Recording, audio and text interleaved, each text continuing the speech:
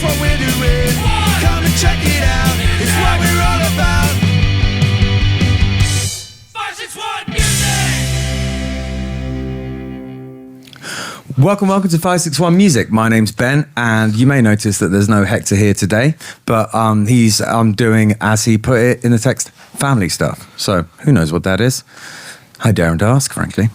But so it's just the three of us here today. And before we sort of get into the podcast, I wanted to say that we have had so many people sign up for the festival to be considered, over 200 bands. So we're really going to get stuck into leaping through them. We've already been doing it. There's so many great bands. So thank you so much, everyone who applied. We really appreciate it. And we'll be getting back to you as soon as we can. The submissions phase is now closed. So if you were planning on submitting to the festival, tough luck. I was going to say maybe there's a chance we get in touch with us, but that'll just annoy Hector. So no, it is closed. No more. But so the good news for those of you who didn't apply and are just looking forward to go to the festival is we've got tons of great bands to choose from. So, we can barely mess it up at this point. All we've got to do is just go through them and pick the best ones. So I'm really, really looking forward to it. And bigger and better than last year. And, just being able to do this with Justin and Hector and all of the boys who've helped us, James, and not forgetting Ricky, who was enormously helpful in the festival season. He just does so much, and it's been one of the most fun things I've ever done in my life, and I cannot believe how well it went last year. So I'm convinced, weather permitting, that we'll do a good job this year as well. All right, so we have John and James from Trip the Monkey with us today. How's it going, guys? Pretty good. Yeah, thanks so much for coming. Thanks for having us. Yep, thank you. So what did you think of the new digs? Studio is phenomenal. It's beautiful. Completely you guys did a great phenomenal. job. Yeah, you got Justin to thank for that. It really is nice. Good job, Justin. I always complain that I want a table in front of me in the podcast because I'm worried about people looking at my gut, but that's just my problem.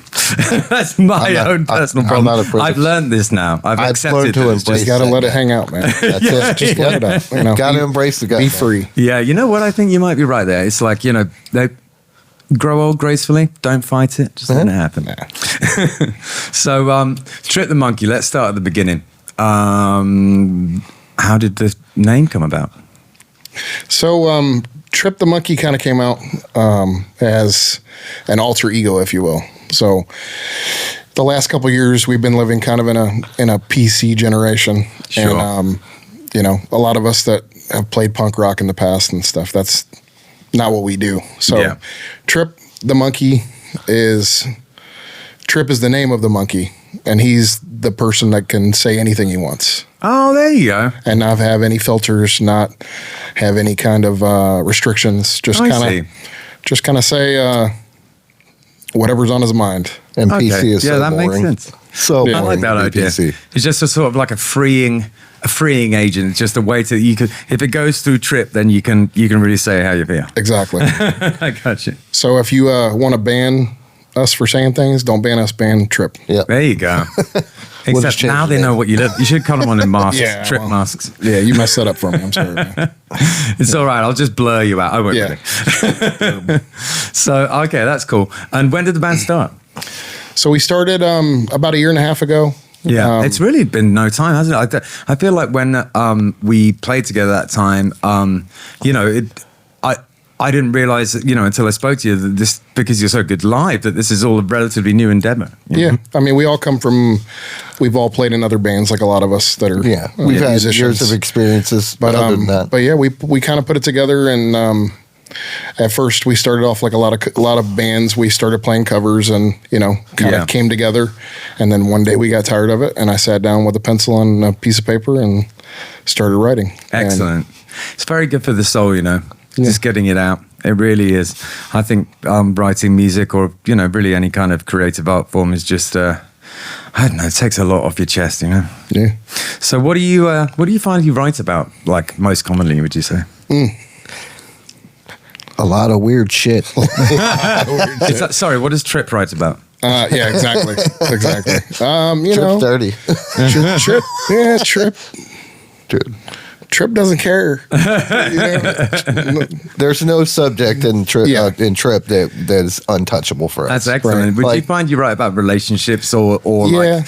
Do you ever write about like society and stuff? So a lot of the music that I write lyrically is a lot of it is centered on relationships of all kinds, basically, former relationships, current relationships. Some of the songs on their first album are kind of deeper and darker. They deal with issues like suicide, like drug use, that kind of thing. Yeah.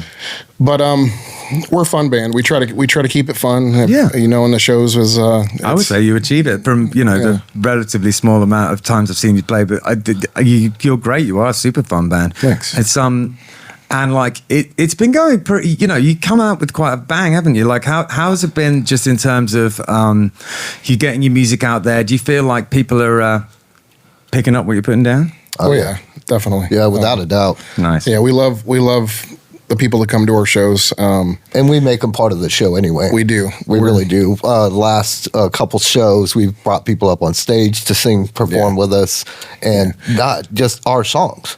Not other songs, just our songs. That's they come awesome. up and sing our songs to us now. So isn't that the best feeling in It's the time? great. It is. Yeah, So keep that in mind. If you come to a Trip show, you might get called up to sing. yes, And we'll bring them up. We don't care.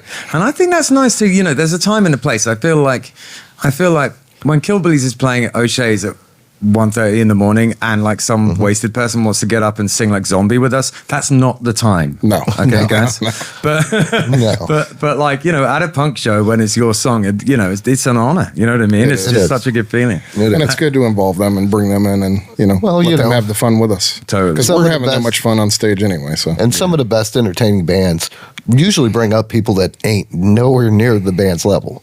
Yeah. You know, think about Foo Fighters, stuff like that. They bring people up on stage to play with them. Totally. I mean, yeah. and that makes a fan feel better. If I was at a show and I knew that song and I wanted to sing that song and the band said, hey, come on up here and do it. Have you seen Why that wouldn't that video? be so bad?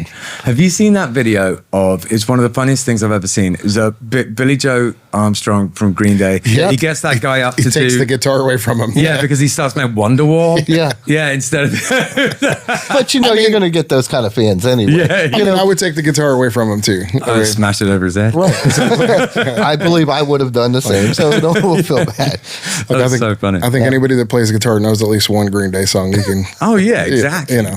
And I play bass, so if I hit them with the bass, they're going down. Yeah, That's true. I mean, the bass almost makes me go down. So I just feel up like on it. Green Day are one of those bands where it's a lot of people's first song they ever learn. You know what I mean? Oh, like yeah. so a lot of people learn to play guitar because of Green Day. Offspring yeah. was my first. Yeah. So learned to listening to them and doing a lot of their older stuff. Yeah. You know, and before they started getting catchy to a point where they were releasing an album almost every few years. Yeah.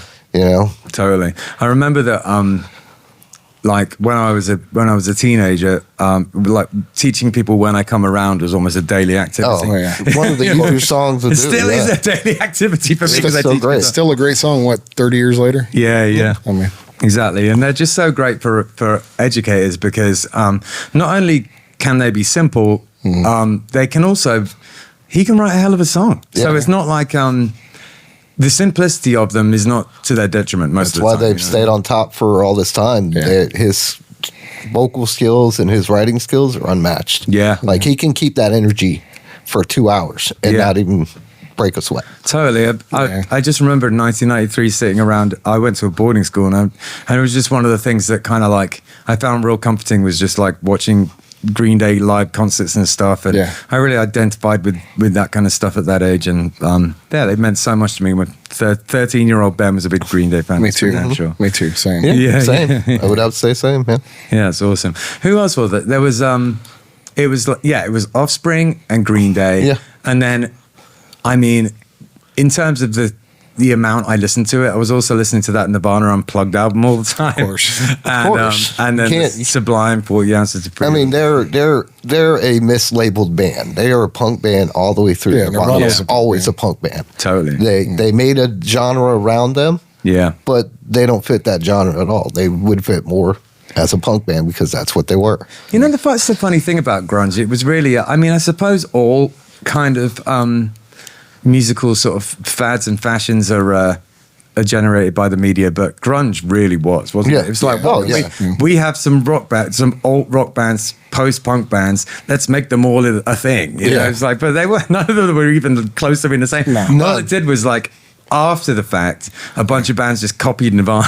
Pretty much. So you had like Silverchair and stuff like that. Yeah. It was a period of time of music, basically. And, you know, there's always that big band that comes along and changes the impact of the industry completely anyway. Yeah. It doesn't matter what years and where it come out. Yeah. You know, they could have 10 years of one style of music. Like they had the Carpenters and stuff in the 60s and 70s, and then boom, here comes the hair metal band. They started being the big things, you know? Guns N' Roses and Nirvana were on the same label, weren't they? They were. That label just must have thought, they just can't have known what was happening for them. It must have been incredible. You look at that, it's like oil and water, two different things. It's never going to combine. Yeah, totally. And they were powerhouses in the day. And they didn't. I think Axl wanted to kill Kurt. I'm sure I think Kurt wanted to kill Axl. I wonder whether he started wearing like check shirts and stuff because of Nirvana. I wouldn't be surprised. I would say probably. Prior to that, they were definitely a lot more like kind of hair metal-y looking. Yeah. Yeah, they look like they just woke up on the street. Yeah, totally. Yeah. Yeah, that's cool. So, when did you guys start playing music then? It sounds like you had a quite a similar sort of trajectory. I was about 13 when I started playing. Yeah. And I actually started playing as a drummer and I wasn't that good. So I went to bass guitar, left bass guitar, went to rhythm guitar, left that, went to lead guitar, and then wound up on the vocals. There you go. And then, so you know a bit of each of the things. A good conductor knows... knows how to play all of the instruments in the orchestra. That's why we gel so well. Me and him both know multiple instruments. We both know each other. Yeah. We know how each other think. We both have that same sick, perverted mind. So we gel out well. So that's why our music sounds the way it does, because me and him know how to be on that same page every time. That's awesome. When you write together, do you ever write together or do you write separately? I'll play guitar. He'll write the lyrics. I let him go ahead and expand his. The majority mind. of the songs I send out to him. Yeah. But sometimes we'll get together and I'll hand him a 6-string and I'll say, play this riff, or he'll come up with a riff and I'll start writing to it lyrically. Cool. But and then we'll both work on backups and stuff like that. And, sometimes I'll have an idea, he'll take it, and sometimes he'll have a better idea than I have, and I go, let's do that. You know that you have to have enough,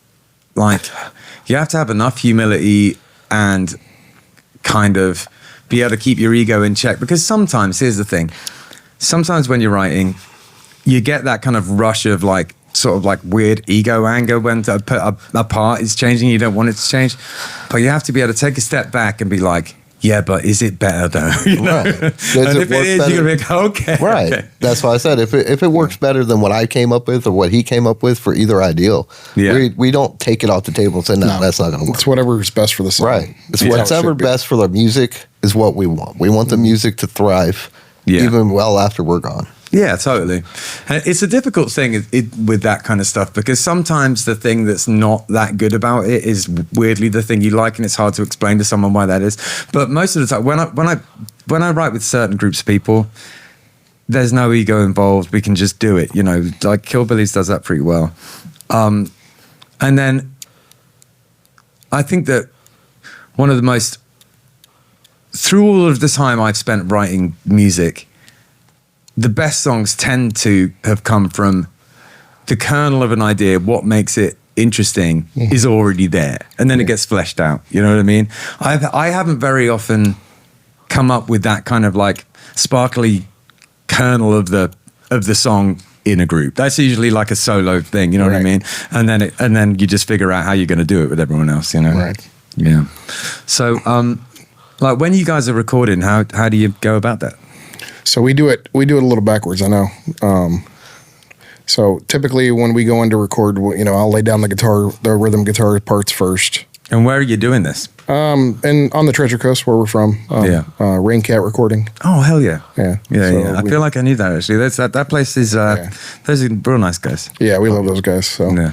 They're big supporters, of course, of us. Nice. Yeah, but we tend to lay down the guitar parts first. I know that's kind of backwards, but it's... do you do it to a click?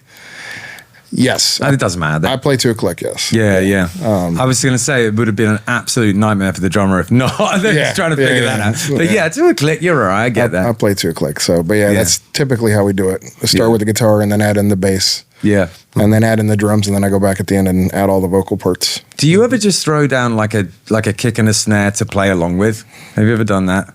Not in the studio, no. Yeah. I mean, I not during these recent projects, no. Right. But yeah, no. The way that Bomb the Algorithm writes at the moment is we'll have like a riff. It's almost like we do start with the guitars, but instead of a click, I just put a kick and a snare going, just with an endless kick and snare.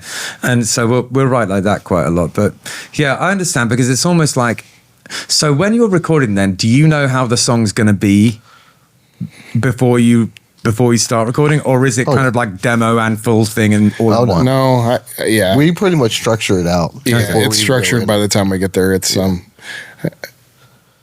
it's hard to describe, but I can hear layers and layers before we even get close to the studios. So by the time we get there, it's just laying down the layers, Yeah. So no, 100%. That's with vocals too, same thing. Yeah. Some of the songs have 3-part harmonies, and you can hear them before you even get close to the studio, Totally. You talking about it is making me do it right now. Right. So you know what I mean? Yeah, you know what I mean? Yeah, exactly. And like I said, we don't restrict each other. So if he comes up with something and it's off the wall great and he can do his backups to it, I'll back up. I'll be like, hey, I'll do it live. Yeah. You do it in the studio. It's fine. Do you guys ever have, this is a question just because you brought that up and made me think about it. Yeah. Do you ever have that thing where certain sounds make you see certain colors or taste certain things? Yes. Do you ever get that? Yes, I get that a lot. Yeah. I can't remember what it's called. The only word in my head is alopecia, and it's definitely not that. I think that's what he's got. Maybe. I don't know. I've got to know. I'm going to look it up on my phone, because if I don't find out what it is, it's going to drive me nuts. So, you were close. Yeah, what is it? You were close. Aphasia or something like that? Aphantasia. Okay. Yeah, that's like I love that. If there was a pill to get rid of that, I wouldn't take it. I love that. Yeah, it's sensory overload. It's great. Yeah. No, why would you want to get rid of that? Yeah, there's and it always happens to me when I'm in the studio and I'm because you got all these frequencies going at once, and you bring in a certain sound and you're shaping it and stuff, and you don't realize it, but you're thinking to yourself, I got to make it sound less sour and yellow, and you're like, what?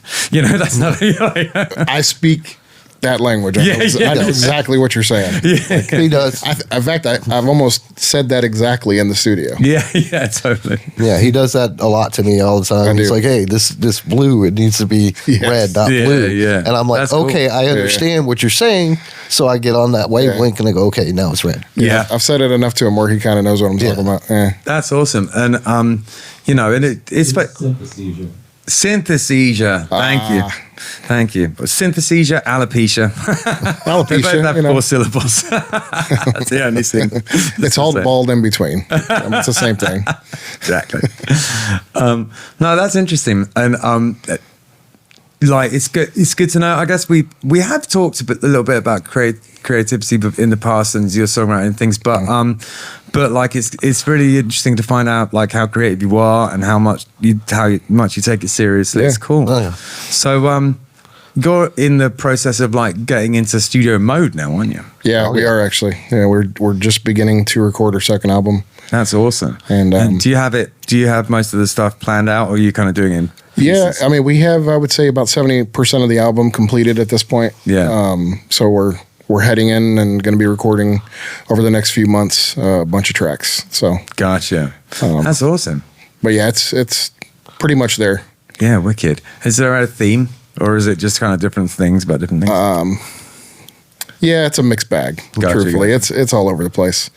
Yeah, it's pretty rare that I'll write a body of work that all has the same thing, but I have done it before. I feel like you have to decide it at the beginning, otherwise it's not going to work. Or you can decide it when you're about 3 songs in and they all seem to be leading a kind of the same direction. Then you've got a chance of doing it. That's usually what we do anyway. Yeah. If it feels good and we know it's good, we lay it down. That's how we go. Yeah, wicked. And when you play live, where's your favorite place to play live? Ooh, there's so many places. I know. Yeah, it's okay. It's okay. Anywhere who they don't say, it doesn't mean you're not a good player. Playing, Just curious about them. Not you. To be more intimate and stuff like that, I would say propaganda. Yeah, we love playing prop. We love, but there's so many places that we played. I mean, we came off over the summer. We were lucky enough to tour around basically all over Florida, and we played some pretty good places. Sick. With some great bands, and I mean, there's just so many good rock venues all over the state, everywhere. Yeah. And Still. you don't know it until you start. You do the old school, get in a van, load the gear up, and just start driving. Yeah. It's my old manager years ago, Liam. A manager that I had a long time ago, not an old man. He said that, like, nothing happens at home. It's like bodies in motion stay in motion. If you're away and you're on tour, things happen. You know what I mean? Yeah. And he was right. I mean, it's kind of obvious, but it's also true. And a great example of that is Killbillies were in Gainesville last weekend, and all these great things came out of it. Just the people we met, the things we decided to do, the projects that all of a sudden are now happening, and the direction that we're going in the future. It's like everything changed just from going away from the weekend, Yeah. It's cool. All it takes is meeting one person to change everything. Yeah. One set of ears, one set of eyes. That's it. Yeah. No, it's true. So it's kind of like one of those things where, like, musicians can't stay at home all the time. No. It's just not a possibility. I think we're restless spirits anyways, naturally. Yeah, totally. I definitely don't like I don't love sleeping on people's floors for months on end anymore. No. But, I like to do it like a bit, as comfortably as possible these days, but not always possible. But No, and I'm not all about like leaving for like absolutely ever anymore. But right conditions, I would do it. Yeah. Short tours are great. Yeah. Go out for 2-3 weeks, come back. Yeah. Those are nice. But yeah, the bones can't take that anymore. Sleeping on floors, and No, I mean they probably could, but I'm not going to try it. I don't want to try it. Yeah. I'm not going to try it. it's Hector was talking about like some uncomfortable shows that we had in England, and I was thinking to myself, if only you knew how bad it could get. Oh, yeah. It's like, It can get really, really bad. I know that. yeah. Some of the squats that I've stayed in the Netherlands and in Austria and stuff, you would be horrified. I'm sure. It's funny. Yeah, but we were young. You do what you got to do. I tell you what, when you're young, you don't care, do you? Nah, not at all. Okay, you love it, in fact. Yeah. Yeah. It makes you, feel proper punk, Yeah. Yeah. And you get to see the world as well. That's the thing. I've got to see loads of places I wouldn't have otherwise gone. And it's often the smaller, out-of-the-way places that turn out to be the most fun and most interesting, It's usually how it goes, though. It's usually the most intimate setting. You'd be like, wow, this place is a closet. Yeah. But this is so great. I love it. I love the atmosphere. I love the chemistry I'm getting from the people that are in the audience. Yeah, some of the best shows we ever played were small places. Small. Yeah. But they're right in front of you, and they're singing back to you, and it's so great. I mean, I'd be lying if I said that the greater part of the shows I've ever played weren't small places, but I do tend to enjoy smaller ones more, Yeah, that intimacy with the fan, to be able to see them enjoying what you're putting out there. Yeah. That's so great. As punk rock, I think it's so much better in a small place, to the point of it's like, is there even a point in doing it in a big place? It depends. Right. It depends on, like, there are some bands that like are good like on a massive stage, but like I don't know. I for me a gig is like, somewhere like the Culture Room is like, because Propaganda's great local venue, but you can go a bit bigger than that for like absolutely ideal size, but like not, you don't want to go crazy, like somewhere like Culture Room is probably for me. I just love the size of that, Yeah. It's awesome. I love that place too. Yeah. That's a great place. Hell yeah.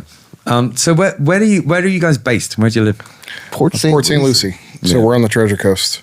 Is there that I'm saying this acting like I don't know, but I'm going to throw it out as a question because which other bands are in the scene up there? Who are people that you like playing with and stuff? So we got quite a few good bands up there. We love playing with our guys, Dirty Crumb Bums and Turbo Kid, and we really got I would say it's an emerging punk scene happening in the Treasure Coast. So, I agree with that. And there's been one, it's like up there, James always talks about Stewart and Port St. Lucie and stuff, and Fort Pierce punks, historically as having had a very good scene, Right. many It just went through the underground for a years. little bit. Yeah, exactly. Yeah. It went under the radar for a little while, Yeah. and then when us came out, a lot of new crop of bands started playing. Yeah. You see, the scene just blew up there. Yeah, because it's got a lot of the bones there from previous Decades, times, and so yeah. it doesn't take much to just Right. push it back over the parapet, And I think everybody's tired of being PC. So, Well, the world's tired of PC. Is I think that the funny. Okay, so here's how I feel about that. I think that it is one of these situations where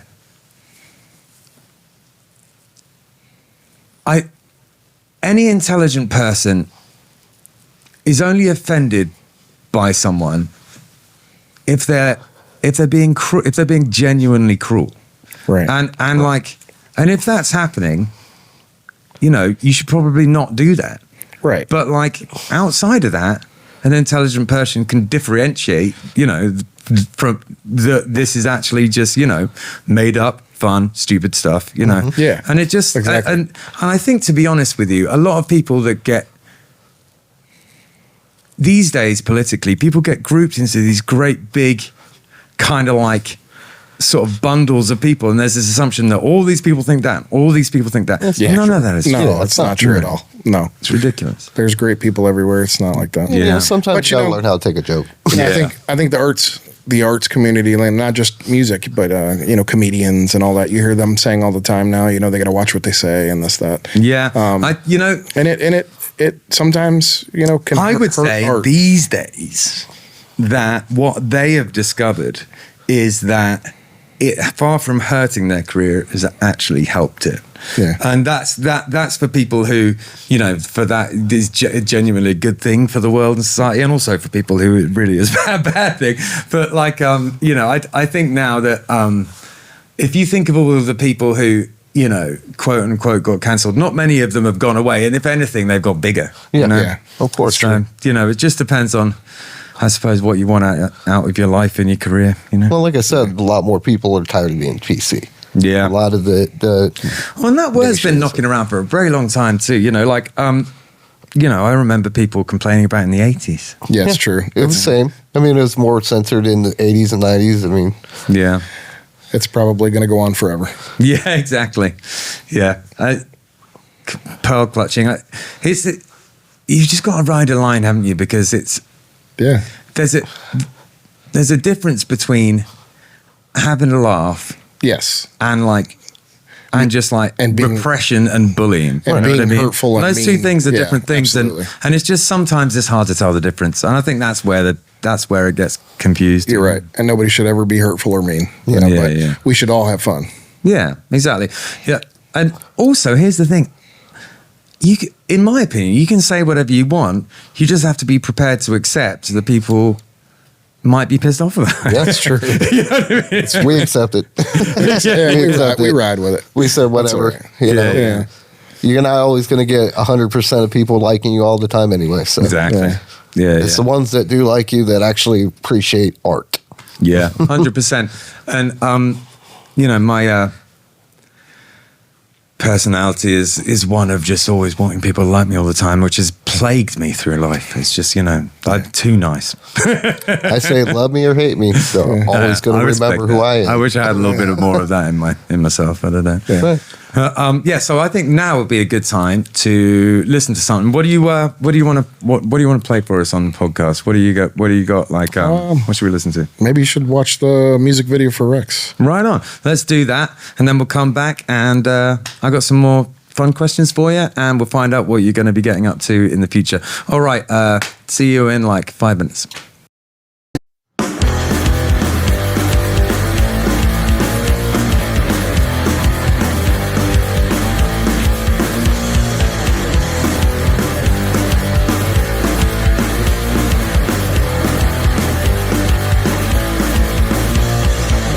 Met a girl, she was looking at me.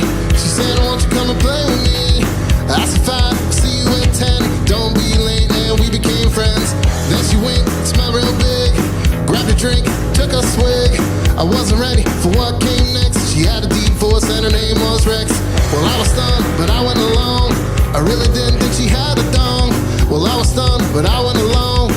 really didn't think she had no don't say. And we kissed.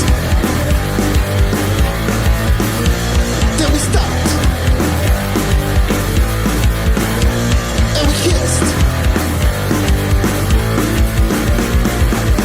Then at 10, she appeared in a trench coat and she smelled like beer. I said, baby, where you from? And do you wanna go and have some fun? She said, yeah, let's go to the room. She swept me up like I was a broom. I realized she was 6'2". She had a tattoo and her eyes were blue. She threw me down, knocked the door. I felt like a dirty whore. I may be a little schmuck, but $20 is $20, she said. And we kissed. Then she stopped. And we kissed.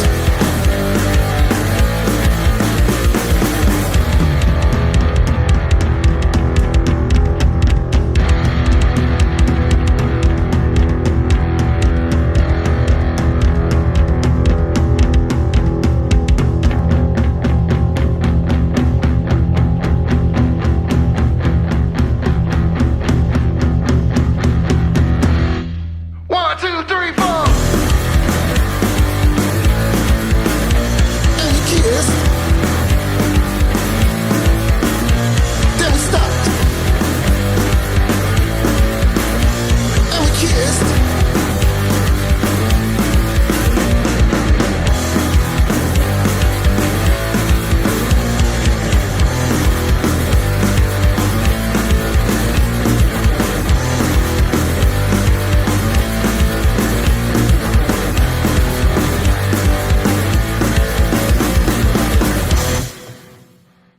Okay, so we just listened to you guys' song. Can you tell us a little bit about what it's about and how the story of the video? So Rex is about a guy in a bar, you Yeah. know, and he's sitting there drinking, and he sees the most beautiful girl in the world sitting across from him. And it's a story, and it progresses as you go through. He kind of goes up and talks to her, and he starts getting subtle hints that she might be hiding something from him. Ah. And as it goes along, they go out on a date. He finds out a little bit more, a little bit more, a little bit more. And at the end of it, he finds out that she has some extra equipment. Ah, I see. And that makes sense. he loves her anyway. Well, you know what? I tell you what, that's a good story. And and I would say that not all that uncommon these days, probably. You know, I mean, it's where it's the love world it. we live in. Love is love. Absolutely.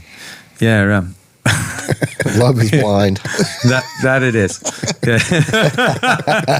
Well, you know, as three middle-aged white men, I think that's all we should say on the subject. But you know, Lola. Hey. Lola's been there since the '60s. Great song. Love who you want to love. Hell yeah, dog. ELE, everybody love everybody. Yeah, no doubt about it. Man. Yeah, it's cool. So where did the Muppets come along? So initially there was like we were going to draw straws in the band, the three of us, and we were like, you know, Which one of us is going to wear a dress? who's going to dress and drag, you know. Yeah. And long story short, they I got them off the hook, but it ended up when they sent me the selection, you know, we had some video producers in Los Angeles put the video together. I wrote the script and did everything for it, and Cool. They sent me a selection of, hey, which puppets do you want to use? That's so cool. And So they already had the puppets. so they already had the puppets, yeah. So Wow. I selected the puppet, but I didn't tell the guys. Yeah. And they didn't get to see actually what it was until it was finished. And by that time, my bass player figured out that the puppet looks exactly like him. Yeah. I was like, really? That is an inside rib.